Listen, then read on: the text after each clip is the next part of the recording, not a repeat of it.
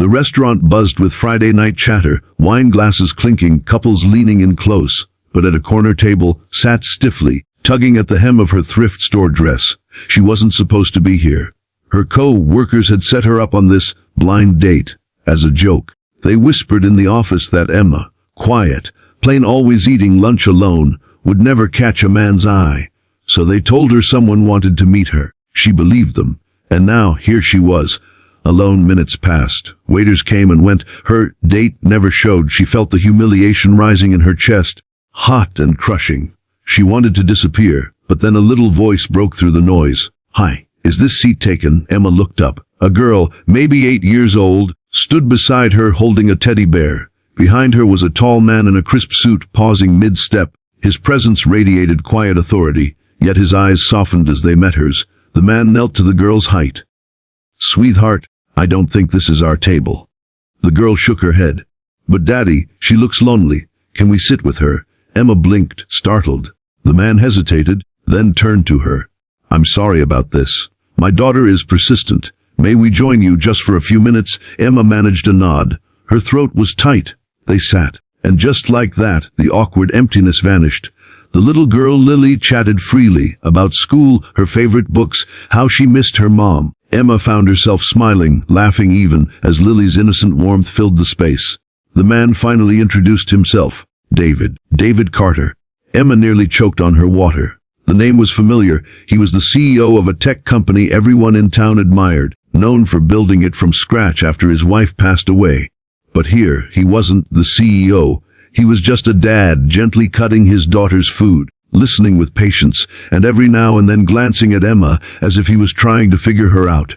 Hours slipped by.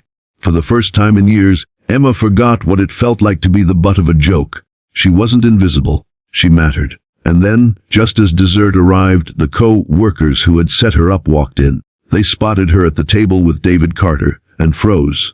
Their smirks fell away. David noticed them staring, then leaned toward Emma. "Do you know them?" Her cheeks burned. She whispered the truth, that it had all been a prank, that she wasn't supposed to be here at all. Her voice cracked as she admitted it. For a moment, silence. Then David stood. He looked at the co-workers, his voice calm but cutting through the entire restaurant. "You thought it was funny to humiliate her." The co-workers shifted uncomfortably. People were listening.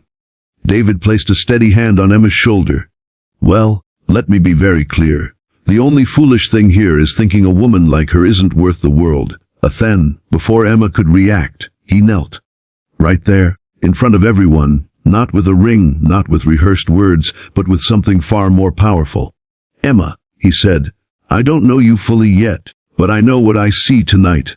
A woman with kindness, with dignity, with the grace to sit alone in a crowded room and still shine. My daughter saw it before I did, and if you'll let me, I'd like to spend tomorrow and the next day and as many days as it takes proving that you deserve nothing less than love and respect. So, will you let me take you on a real date?" The room went silent. Emma's eyes filled with tears. Her co-workers stared, pale and ashamed. Emma whispered, "Yes." Lily clapped so loudly the whole restaurant laughed. And in that laughter, Emma felt something shift. For the first time in years, she wasn't a punchline. She was chosen. She was seen. Sometimes the cruelest jokes reveal the brightest truths. Kindness has a way of uncovering beauty that others overlook. And love, real love, often arrives when we least expect it, carried by the innocence of a child and the courage of someone willing to see beyond the surface. Emma walked out of that restaurant differently than she had walked in. The humiliation that had once pressed on her chest like a stone had been replaced with something new, hope. David walked beside her, Lily skipping ahead, humming to her teddy bear as though nothing extraordinary had just happened. Yet Emma's mind spun. Why her? Why would a man like David, a CEO, a widower with the world at his fingertips, choose to notice her when so many people spent years looking past her? As they stepped onto the quiet street, David slowed his pace. "Emma," he said gently, "I need you to know I wasn't putting on a show in there. I meant every word. I don't play games, not with my daughter, and certainly not with someone like you."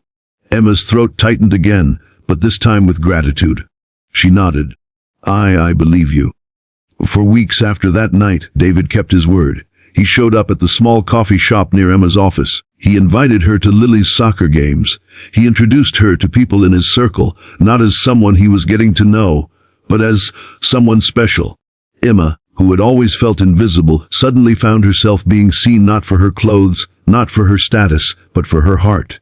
And in return, she gave David and Lily something they had long missed: gentleness, laughter, and the kind of steady presence money could never buy. But the true turning point came months later. Lily had a school play. Emma sat in the audience, her hands folded nervously, watching the little girl she'd grown to love step onto the stage. Midway through the performance, Lily spotted Emma in the crowd and waved. Not at her classmates, not at her dad, but at Emma. And Emma realized then she wasn't just part of David's story. She was becoming part of Lily's too. After the play, as the crowd dispersed, David took Emma's hand in his. No audience this time, no restaurant to overhear. Just the three of them beneath the fading glow of the auditorium lights. "Emma," he said softly, "that night we met I asked you for one date. Tonight, I'm asking you for forever. Will you marry me?" Tears blurred her vision. She looked at David, steady, kind, unwavering, and then at Lily, whose hopeful eyes mirrored her father's. "Yes," Emma whispered. 8,000 times yes! Lily squealed, hugging them both, her teddy bear squished between their arms. And right there, Emma finally understood what began as a cruel joke had become the most beautiful gift. Because sometimes, the people the world tries to laugh at are the very ones destined to write the happiest endings. When life seems cruel, remember, being underestimated doesn't define your worth. Sometimes, what others mean for harm becomes the doorway to love, belonging, and a future brighter than you ever imagined.